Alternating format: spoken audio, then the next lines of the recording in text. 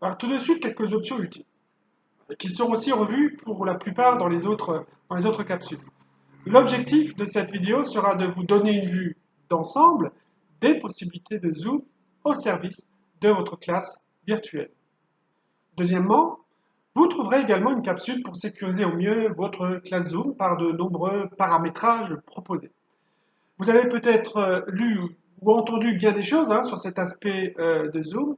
Zoom a changé de politique de confidentialité tout récemment, fin mars 2020, et une mise à jour a été proposée début avril, qui a tout de même corrigé bien des reproches faits.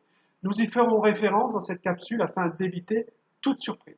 Troisième point, vous aurez également une capsule sur le règlement de votre classe Zoom. En fait, c'est comme dans votre classe réelle, avec également ses conséquences.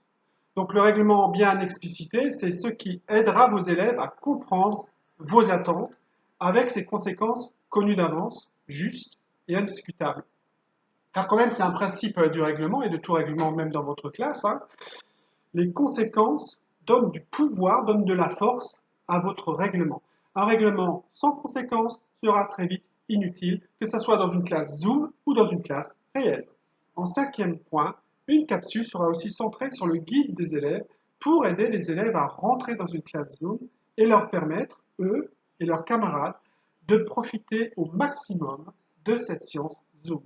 En fait, le principe, c'est exactement dans votre classe physique. On prépare les élèves devant la classe, avant qu'ils rentrent, à ce qu'ils soient prêts à travailler de suite en les rentrant un à un dans la salle de classe. Enfin, il ne faut pas oublier ceux qui seront vos alliés.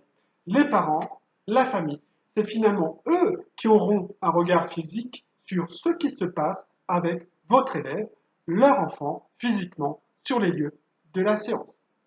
J'espère que cela vous sera utile et allez, on y va.